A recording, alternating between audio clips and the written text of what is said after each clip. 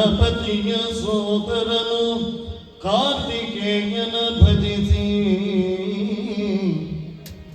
ಪೂರ್ವ ಕವಿಗಳ ಗುರು ಪರಂಪರೆಯ ಮೋದದಿ ನೆನೆದು ಯತಿ ರಾಘವೇಂದ್ರರನು ವೇದನುತಿ ಹರಿಗಮನ ಜಿಲೆ ಮಾತೆ ಬ್ರಹ್ಮಾಣಿ ಪಾದವನು ಬಲಗುಂಡು ಬೇಳುವೆನು ಕಥೆಯಿನನು ಯಕ್ಷಗಾನ ತುಳಿಯುವುದು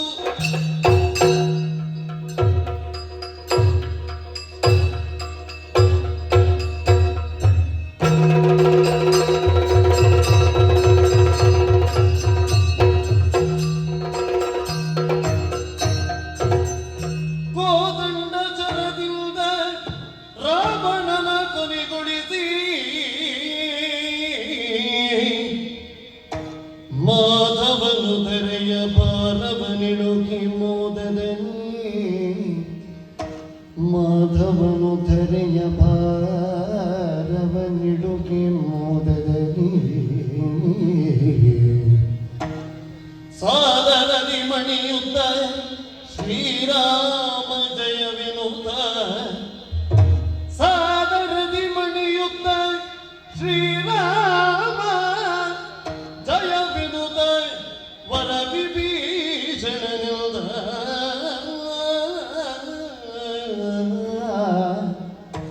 ಜಯ ಜಯ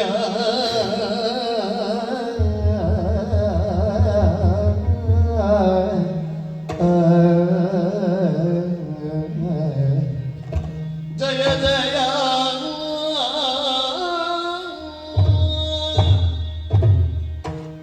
ಶ್ರೀರಾಮಚಂದ್ರನ ಪುಣ್ಯಕಥನವನ್ನ ನಾವು ಆರಂಭಿಸ್ತಾ ಇದ್ದೇವೆ.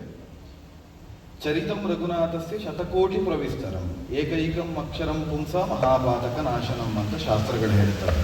ಅಂದ್ರೆ ಶ್ರೀರಾಮನ ರಘುರಾಮನ ಚರಿತ್ರೆಯೇ ಶತಕೋಟಿ ಪ್ರವಿಸ್ತರವಾದದ್ದು. ಎಷ್ಟು ಹೇಳಿದ್ರೂ ಮುಗಿಯಲಾರದ ಅಗಾಧವಾದ ಚಾರಿತ್ರ್ಯವನ್ನು ಹೊಂದಿದವನು ಶ್ರೀರಾಮಚಂದ್ರ ರಘುರಾಮ. ರಾಮಾಯಣ ಅನ್ನುವುದು ರಾಮ ನಡೆದು ಬಂದಂತಹ ದಾರಿ. ರಾಮಾಯಣ ಅನ್ನುವಂಥದ್ದು ರಾಮನ ಸಮಗ್ರ ಬದುಕಿನ ಒಂದು ಸಣ್ಣ ಅವಲೋಕನ. ಆದಿಕವಿಯಾದಂತಹ ವಾಲ್ಮೀಕಿಗಳು ಸಮಗ್ರ ರಾಮಾಯಣವನ್ನು ಕಲ್ಪಿಸಿಕೊಡುವಲ್ಲಿ 24,000 ಶ್ಲೋಕಗಳನ್ನು ಬಳಸಿದ್ದಾರೆ.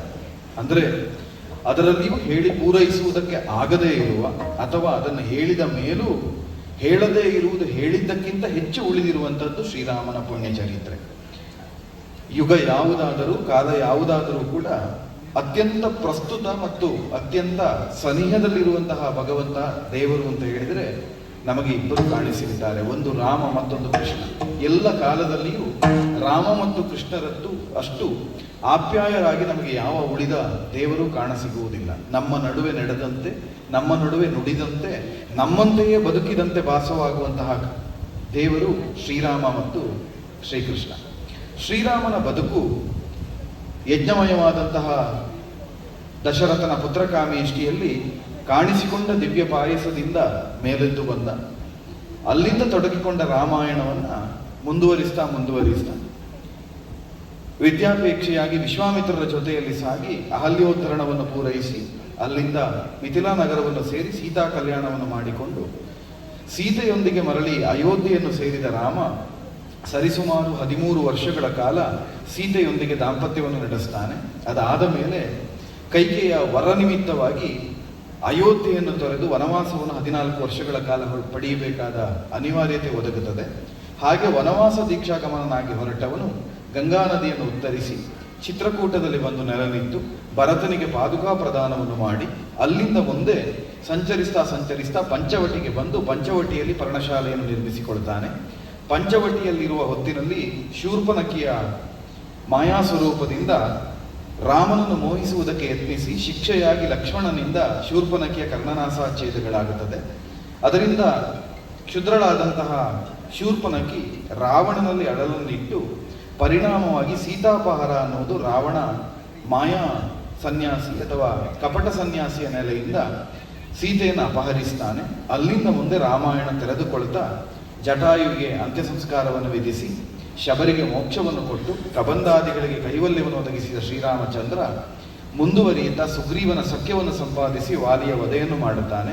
ಅದಾದ ಮೇಲೆ ಸೀತಾನ್ವೇಷಣೆಯಿಂದ ದಕ್ಷಿಣಾಭಿಮುಖವಾಗಿ ಸಾಗಿ ಸಮುದ್ರದವರೆಗೆ ಬಂದು ಹನುಮಂತ ಸಮುದ್ರೋತ್ತರಣವನ್ನು ಮಾಡಿ ಸೀತೆಯಿಂದ ಚೂಡಾಮಣಿಯನ್ನು ತಂದೊಪ್ಪಿಸಿ ಸೀತೆಯ ಇರವನ್ನು ಪ್ರಕಟಪಡಿಸಿದ ಮೇಲೆ ಸಮುದ್ರಕ್ಕೆ ಸೇತುವೆಯನ್ನು ಬಂಧಿಸಿ ಅಲ್ಲಿಂದ ಸಮಸ್ತ ವಾನರ ಸೇನೆಯು ರಾಮನು ರಾಮಪಾಳಯವು ಲಂಕಾ ಪ್ರವೇಶವನ್ನು ಮಾಡಿ ಇಂದ್ರಜಿತುವೆ ಮೊದಲಾದಂತಹ ಅಭೇದ್ಯರಾದಂತಹ ಅನೇಕ ರಾಕ್ಷಸರನ್ನು ಮರ್ದಿಸ್ತಾನೆ. ಕೊನೆಯಲ್ಲಿ ಉಳಿಯುವವನು ರಾವಣ. ಮೂರು ಸಂಧಾನಗಳನ್ನು ಮಾಡಿದ ಮೇಲೂ ಸೀತೆಯನ್ನು ಒಪ್ಪಿಸದೆ ರಾಮನೊಂದಿಗೆ ಸಂಗ್ರಾಮಕ್ಕೆ ತೊಡಗಿ ರಾಮ ಸಂಗ್ರಾಮದಲ್ಲಿ ಆತ್ಯಂತಿಕವಾದ ಯುದ್ಧ ಆಗಮಿಸಿದಂತಹ ಅಗಸ್ತ್ಯರಿಂದ ಉಪದಿಷ್ಟವಾದಂತಹ ಆದಿತ್ಯ ಹೃದಯವನ್ನ ಬಳಸಿಕೊಂಡ ಶ್ರೀರಾಮಚಂದ್ರ ಬ್ರಹ್ಮಾಸ್ತ್ರವನ್ನು ಪ್ರಯೋಗಿಸ್ತಾನೆ. ಕೋದಂಡದಿಂದ ಜೇವಡದಂತಹ ಬ್ರಹ್ಮಾಸ್ತ್ರದ ಪರಿಣಾಮವಾಗಿ ಮಹಾಬ್ರಾಹ್ಮಣನಾಗಿ ಬ್ರಹ್ಮ ರಾಕ್ಷಸನಾಗಿ ಕಾಣಿಸಿಕೊಂಡ ರಾವಣನ 10 ತಲೆಗಳು ಕತ್ತರಿಸಿ ಲಂಕೆಯಲ್ಲಿ ಬೀಳುತ್ತದೆ. ರಾವಣ ವಧೆಯಾದ ಮೇಲೆ ವಿಭೀಷಣ ಕಾಣಿಕೆಗಳನ್ನೆಲ್ಲ ರಾಮನಿಗೆ ಒಪ್ಪಿಸಿ ಶ್ರೀರಾಮಚಂದ್ರನನ್ನು ಪುರಪ್ರವೇಶ ಮಾಡುವಂತೆ ಪ್ರಾರ್ಥಿಸ್ತಾನೆ. ಆ ಹೊತ್ತಿಗೆ ವನವಾಸ ದೀಕ್ಷಾಬದ್ಧನಾದ ನಾನು ಪುರಪ್ರವೇಶವನ್ನು ಮಾಡಕೂಡದು ಎನ್ನುವ ಕಾರಣದಿಂದ ಪುರವನ್ನು ಪ್ರವೇಶ ಮಾಡದೆ ಲಕ್ಷ್ಮಣನನ್ನು ಕಳುಹಿಸಿ ವಿಭೀಷಣನಿಗೆ ಪಟ್ಟಾಭಿಷೇಚನವನ್ನು ರಾಮ ಪೂರೈಸ್ತಾನೆ. ಇದಾದ ಮೇಲೆ ಕರ್ತವ್ಯವಾಗಿ ನನಗೆ ಮರಳಿ ಅಯೋಧ್ಯೆಯನ್ನು ಸೇರಿ ಭರತನನ್ನು ಕಾಣಬೇಕು ಎನ್ನುವ ಕಾರಣದಿಂದ ಅಲ್ಲಿಂದ ಹೊರಡುವುದಕ್ಕೆ ಉಜ್ಜುಗಿಸ್ತಾನೆ. ಇಲ್ಲಿಯವರೆಗಿನ ಕಥೆಯನ್ನು ನಾವು ಪೂರ್ವ ಪೀಠಿಕೆಯಾಗಿ ತೆಗೆದುಕೊಂಡು ಇಲ್ಲಿಂದ ನಾವು ಕಥಾಶ್ರವಣವನ್ನು ಮಾಡಲಿಕ್ಕಿದ್ದೇವೆ. ಕಾವ್ಯಯಾನದಲ್ಲಿ ನಡೆಯುವ ಕಥೆ ಇಲ್ಲಿಂದ ಮುಂದೆ ಸುದೀರ್ಘವಾದ ರಾಮಾಯಣದ ಬಹುಭಾಗ ಪೂರ್ಣ ಆಗಿದೆ. ರಾವಣ ವಧೆಯು ಸಂಪನ್ನವಾದ ಮೇಲೆ ಅಯೋಧ್ಯಾಗಮನವನ್ನು ಮಾಡುತ್ತೇನೆ ಅಂತ ಹೊರಟು ನಿಂತಹ ರಾಮನನ್ನು ಸುಗ್ರೀವ ಬಂದು ತಡೆಯುತ್ತಾನೆ. ಸಚ್ಚರಿತ ತಡೆ ನಿಮಿಷ ಬರಲಚ್ಚರಿಯೋ ಸಿರಿಯರ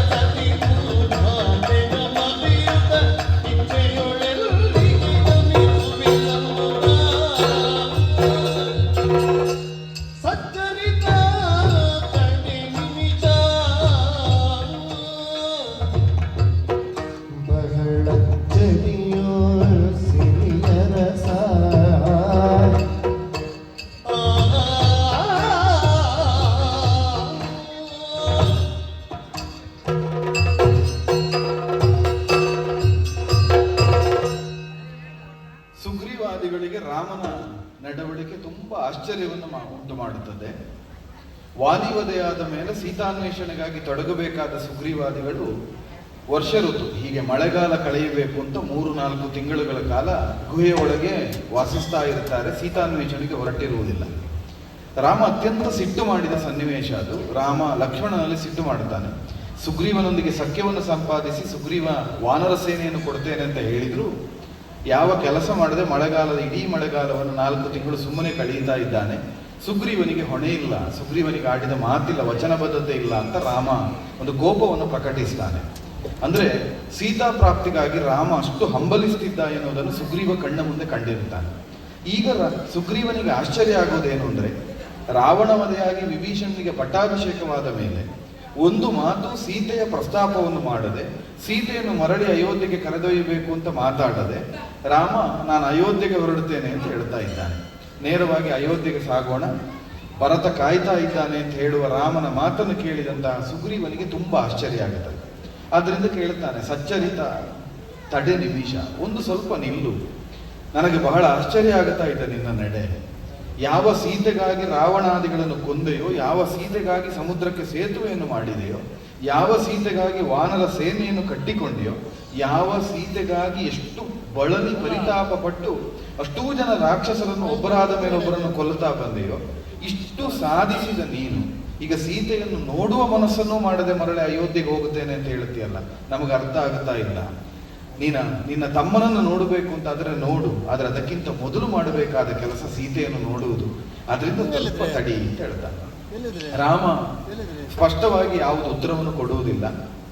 ಹನುಮಂತನಿಗೆ ಇತ್ಯಾದಿಗಳಿಗೆ ಅರ್ಥವಾಗುವಂತೆ ಒಂದೆರಡು ಮಾತುಗಳನ್ನು ಮಾತ್ರ ಹೇಳ್ತಾನೆ. ಸೀತೆಗಾಗಿ ಕಾಣುವುದು ಹೌದು ಅಂತಾದ್ರೆ, ಸೀತೆಗಾಗಿ ಹೋರಾಡುವುದು ಹೌದು ಅಂತಾದ್ರೆ, ಸೀತೆ ಅನ್ನುವುದನ್ನು ಅರ್ಥ ಮಾಡಿಕೊಳ್ಬೇಕು ಅನ್ನೋ ಧ್ವನಿಯಲ್ಲಿ, ಸೀತೆಯ ಮನಸ್ಸೇನುಂಟು ಅಂತ ನನಗೆ ಗೊತ್ತಿಲ್ಲ ಅನ್ನೋ ಧ್ವನಿಯಲ್ಲಿ ರಾಮ ಮಾತಾಡ್ತಾನೆ. ಇದು ರಾಮನ ಆದರ್ಶ. ಹಾಗೆ ಮಾತಾಡಿದ ರಾಮನ ಮಾತನ್ನು ಅರ್ಥವಿಸಿಕೊಂಡ ಸುಗ್ರೀವ ಒಂದು ಕೆಲಸವನ್ನು ಹೇಳ್ತಾನೆ. ಹಾಗಾದ್ರೆ ಒಂದು ಕೆಲಸ ಮಾಡು ಪ್ರಭು, ನಿನಗೆ ಆಜ್ಞೆ ಮಾಡುವ ಸ್ಥಾನದಲ್ಲಿ ನಾವಿದ್ದವರೆಲ್ಲ ಬೇಡುವವರು, ಒಂದು ಸ್ವಲ್ಪ ಅವಕಾಶವನ್ನು ನನಗೆ ಕೊಡು. ಸೀತೆಯಲ್ಲಿಗೆ ಹೋಗಿ ಸೀತೆಯ ಮನವರಿತು ಸೀತೆಯನ್ನು ಇಲ್ಲಿಗೆ ಕರೆಸುವ ವ್ಯವಸ್ಥೆಯನ್ನು ನಾನು ಮಾಡುತ್ತೇನೆ. ಅಷ್ಟು ಅವಕಾಶವನ್ನಾದರೂ ನನಗೆ ಕೊಡು, ಅಲ್ಲಿಯವರೆಗೆ ಅಯೋಧ್ಯೆಗೆ ಹೊರಡಬೇಡ ಅಂತ ಒಂದು ಪ್ರಾರ್ಥನೆ ಮಾಡುತ್ತಾನೆ. ಸುಗ್ರೀವನ ಪ್ರಾರ್ಥನೆ ಕೇಳಿದ ರಾಮ ಅದಕ್ಕೆ ಮೌನದಿಂದ ಅಸ್ತುಮುದ್ರೆಯನ್ನು ಒಪ್ಪಿಸ್ತಾನೆ. ಹೀಗೆ ಒಪ್ಪಿಸಿದಾಗ ಸುಗ್ರೀವ ಯೋಚಿಸ್ತಾನೆ, ಸೀತೆಯಲ್ಲಿಗೆ ಹೋಗಿ ಸೀತೆಯ ಮನವರಿತು ಬರಬೇಕು, ಸೀತೆಯನ್ನು ಇಲ್ಲಿಗೆ ಕರೆತರಬೇಕು ಅಂತಾದ್ರೆ ನಮ್ಮ ಪಾಳಯದಲ್ಲಿ ಯಾರನ್ನ ಕಳಿಸುವುದು? ಸುಗ್ರೀವ ತಾನೇ ಹೋಗುವುದಾ? ಅಂಗದನನ್ನು ಕಳಿಸುವುದಾ? ನಳನೀಲಾದಿಗಳನ್ನು ಕಳಿಸುವುದಾ? ಹಿರಿಯರಾದ ಜಾಂಬವರನ್ನು ಕಳಿಸುವುದು? ವಿಭೀಷಣನಲ್ಲಿ ಹೇಳುವುದಾ?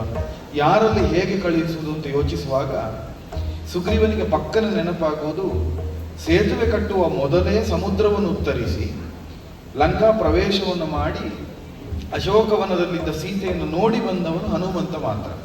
ಆದ್ದರಿಂದ ಬಹಳ ಬುದ್ಧಿವಂತ, ವ್ಯಾಕರಣ ಪಂಡಿತ, ತುಂಬ ಚೆನ್ನಾಗಿ ಮಾತಾಡಬಲ್ಲವ.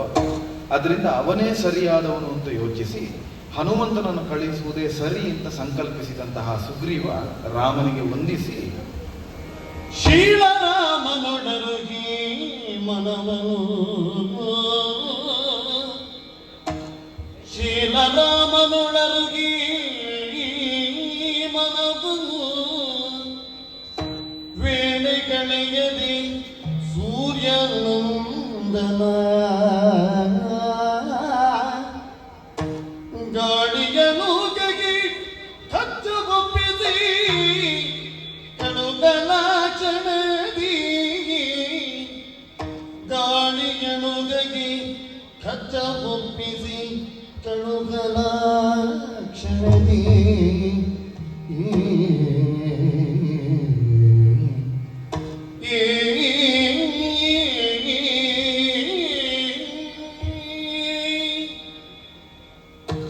ರಾಮನನ್ನು ಒಪ್ಪಿಸಿ ರಾಮನಲ್ಲಿ ಪ್ರಾರ್ಥನೆಯನ್ನು ಮಾಡಿದ.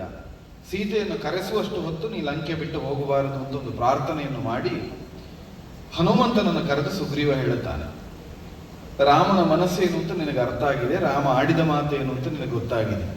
ಸೀತಾರಾಮನನ್ನು ಒಂದಾಗಿಸಬೇಕಾದ್ದು ನಮ್ಮ ಕರ್ತವ್ಯ. ನಾವೆಲ್ಲ ವಾನರರು, ನಮ್ಮ ಕರ್ತವ್ಯವೇ ಸೀತಾರಾಮರನ್ನು ಜೊತೆಗೂಡಿಸಬೇಕಾದ್ದು. ಆದ್ರಿಂದ ಇಲ್ಲಿಂದ ಸೀತೆಯವರೆಗೆ ಹೋಗಿ ಸೀತೆಗೆ ರಾಮನ ವಿಷಯವನ್ನು, ಯುದ್ಧ ಗೆದ್ದ ವಾರ್ತೆಯನ್ನೆಲ್ಲ ಹೇಳಿ ಸೀತೆಯನ್ನು ಕರೆದು ತರಬೇಕು ಅಂತ ಹನುಮಂತನಿಗೆ ಸುಗ್ರೀವ ಅಪ್ಪಣೆಯನ್ನು ಮಾಡುತ್ತಾನೆ. ಸುಗ್ರೀವನಿಂದ ಆಜ್ಞಪ್ತನಾದಂತಹ ಹನುಮಂತ ಗಾಳಿಯನುಗ, ಗಾಳಿಯ ಮಗ, ಮಾರುತ, ನಂದನನಾದ್ರಿಂದ ಮಾರುತಿ. ಬಹಳ ಪ್ರಸಿದ್ಧವಾದ ಹನುಮಂತನ ಸ್ತುತಿಯೇ ಇರುವುದು ಹಾಗೆ, ಮನೋಜವಂ ಮಾರುತ ತುಲ್ಯ ವೇಗಂ ಜಿತೇಂದ್ರಿಯಂ ಬುದ್ಧಿಮತಾಂ ವರಿಷ್ಠಂ ವಾತಾತ್ಮಜಂ ವಾನರಯೂತ ಮುಖ್ಯಂ ಶ್ರೀರಾಮದೂತಂ ಅಂತ. ಅಂದರೆ ಮನೋಜವಂ, ಮನಸ್ಸಿನ ವೇಗದಿಂದಲೇ ಸಾಗಬಹುದಾದವನು, ಮಾರುತ ತುಲ್ಯ ವೇಗ, ಮನೋಜವನೆನಿಸಿಕೊಂಡವನು. ಅದರಿಂದ ಜಿತೇಂದ್ರಿಯನಾದ ಹನುಮಂತನಿಗಿಂತ ಈ ಕೆಲಸವನ್ನು ಸಾಧಿಸುವುದಕ್ಕೆ ಬೇರೆ ಯಾರಿಗೂ ಸಾಧ್ಯ ಇಲ್ಲ ಅಂತ ಯೋಚಿಸಿದ ಸುಗ್ರೀವ ಹನುಮಂತನಿಗೆ ಅಪ್ಪಣೆ ಮಾಡುತ್ತಾನೆ. ಹನುಮಂತ ವಾಯುವೇಗದಿಂದ ಲಂಕೆಯ ಸಮುದ್ರ ತೀರದಲ್ಲಿ ಯುದ್ಧ ನಡೆದದ್ದು, ರಾಮ ಅಲ್ಲಿರುವುದು ಬಿಡಾರವನ್ನು ಮಾಡಿ, ಅಲ್ಲಿಂದ ಹೊರಟು ನೇರವಾಗಿ ಅಶೋಕವನದವರೆಗೆ ಸಾಗಿ ಬರ್ತಾನೆ. ಅಶೋಕವನದಲ್ಲಿ ಸೀತೆ ಇರುವ ನೆಲೆ ಏನು ಅಂತ ಹನುಮಂತನಿಗೆ ಬಹಳ ಚೆನ್ನಾಗಿ ಗೊತ್ತಿರುವುದರಿಂದ ನೇರವಾಗಿ ಸೀತೆಯಲ್ಲಿಗೆ ಬರ್ತಾನೆ. ಸೀತೆ ರಾಮ ಧ್ಯಾನದಲ್ಲಿ ತೊಡಗಿರುತ್ತಾಳೆ. ಬಂದು ಮಣಿತಾನೆ, ನಮಸ್ಕರಿಸ್ತಾನೆ. ಸೀತೆ ಕಣ್ಣು ಬಿಡುವುದಿಲ್ಲ.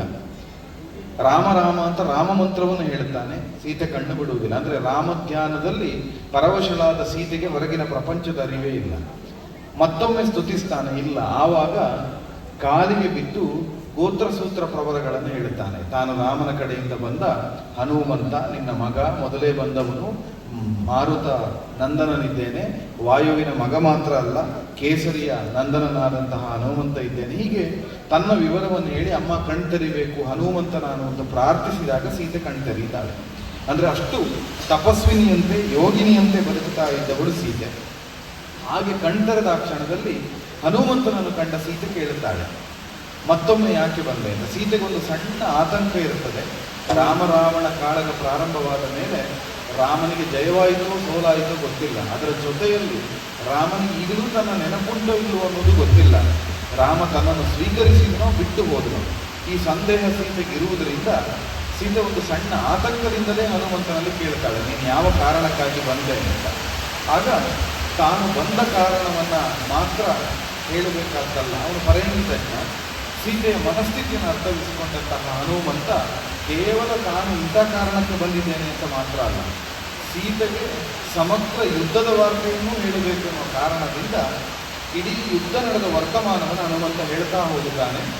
ಸೇತುವನ್ನು ಬಂಧಿಸಿದ ಮೇಲೆ ಎಲ್ಲ ಯುದ್ಧವನ್ನು ಒಬ್ಬರಾದ ಮೇಲೆ ಬಂದಂತಹ ಯುದ್ಧದ ಎಲ್ಲವನ್ನು ಹೇಳಿ ಕೊನೆಯಲ್ಲಿ ರಾವಣವರೆಗೂ ಸಾಧ್ಯವಾಯಿತು ಅಂತ ಹೇಳಿ ಯುದ್ಧ ಗೆದ್ದ ವಾರ್ತೆಯನ್ನು ಅವಳಿಗೆ ಹೇಳುತ್ತಾನೆ. ಆ ಯುದ್ಧ ಗೆದ್ದ ವಾರ್ತೆಯನ್ನು ಕೇಳಿದಂತಹ ಸೀತೆಗೆ ಸಮರ ವಿಜಯದ ವಾರ್ತೆ ಜ್ಞಾನಿಸಿ, ಸಮರ ವಿಜಯದ ವಾರ್ತೆ ಜ್ಞಾನಿಸಿ,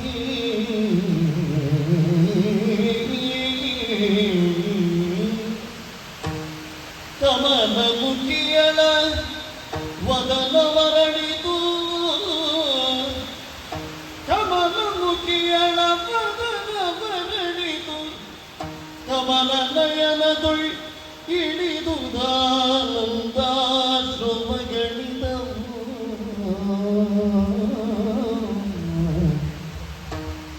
ಕಮಲ ನಯನದೊಳ್ ಇಳಿದುದಾನಂದ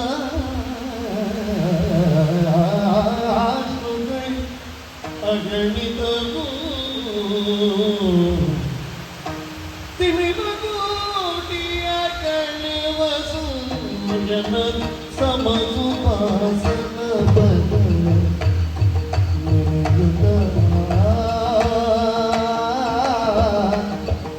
ರಾಮ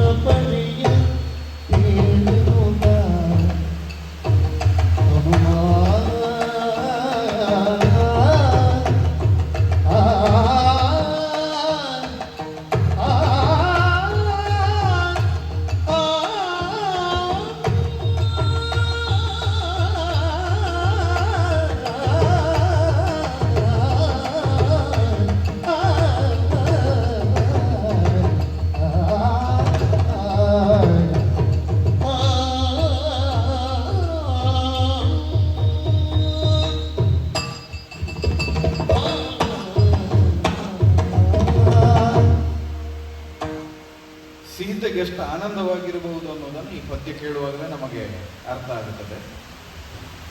ಸೀತೆಯ ಭಾವತುಮುಲಗಳು ಬಹಳ ಸ್ಪಷ್ಟವಾಗಿ ಪ್ರಕಟವಾಗುತ್ತದೆ. ಸಮರ ವಿಜಯದ ವಾರ್ತೆ ಆಲಿಸಿ ಕಮಲ ವದನೆಯ ವದನದ ಅರಳಿತು. ಅವಳ ಮುಖ ಅರಳಿತು, ಕಣ್ಣರಳಿತು. ಕಣ್ಣಿನಿಂದ ತನ್ನಷ್ಟಕ್ಕೆ ಆನಂದಾಶ್ರುಗಳು ಇಳಿಯುವುದಕ್ಕೆ ತೊಡಗಿತು. ಸುದೀರ್ಘವಾಗಿ ಹೆಚ್ಚು ಕಡಿಮೆ 11 ತಿಂಗಳ ಮೇಲೆ ಒಂದು 28-29 ದಿವಸಗಳ ಕಾಲ, ಅಂದರೆ ಹೆಚ್ಚು ಕಡಿಮೆ 1 ವರ್ಷಗಳ ಕಾಲ ರಾವಣನ ಅಂಕೆಯಲ್ಲಿ ಅಶೋಕವನದಲ್ಲಿ ಉಳಿದಿದ್ದು. ಅಷ್ಟು ಕಾಲ ರಾಮನನ್ನು ನೋಡದೆ, ರಾಮನ ಧ್ಯಾನವನ್ನು ಮಾಡುತ್ತಾ, ರಾಮನ ವಾರ್ತೆಯನ್ನೂ ಕೇಳದೆ ಕಳೆದು ಇದ್ದವಳು ಸೀತೆ. ಈಗ ಅಂತಹ ರಾಮ ಅಲ್ಲಿಂದ ಇಲ್ಲಿಯವರೆಗೆ ಬಂದು ಸಕಲ ರಾಕ್ಷಸರನ್ನು ಕೊಂದು ರಾಕ್ಷಸ ನಾಶವನ್ನು ಮಾಡುವ ಮುಖೇನವಾಗಿ ವಿಭೀಷಣನಿಗೆ ಪಟ್ಟವನ್ನೂ ಕಟ್ಟಿದ್ದಾನೆ ಎನ್ನುವ ವಾರ್ತೆ ಕೇಳಿದಾಗ ಸೀತೆಗೆ ಎಷ್ಟು ಆನಂದವಾಗಿರಬಹುದು. ಆನಂದದಿಂದ ಕುಣಿದಾಡುವ ಸ್ಥಿತಿ.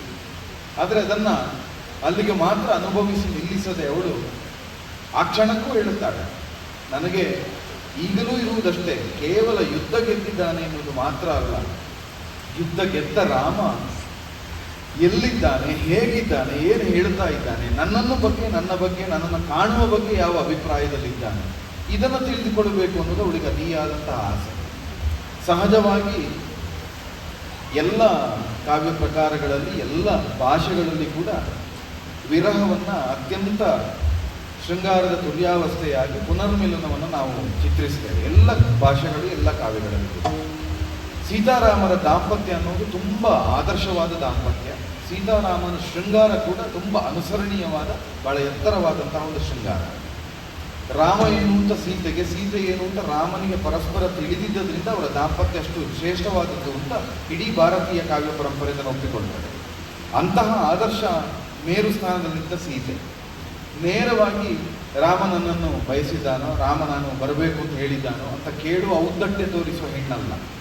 ಅದರಿಂದ ಹನುಮಂತ ಸಮರ ವಿಜಯದ ವಾರ್ತೆಯನ್ನು ಹೇಳಿದ ಮೇಲೂ ಸೀತೆಗೆ ತೃಪ್ತಿ ಆಗಲಿಲ್ಲ. ಯುದ್ಧ ಗೆಲ್ಲುತ್ತಾನೆ ಅನ್ನುವುದು ಪ್ರಪಂಚಕ್ಕೆ ವಿಶೇಷ ಇದ್ದಿರಬಹುದು, ಸೀತೆಗಲ್ಲ.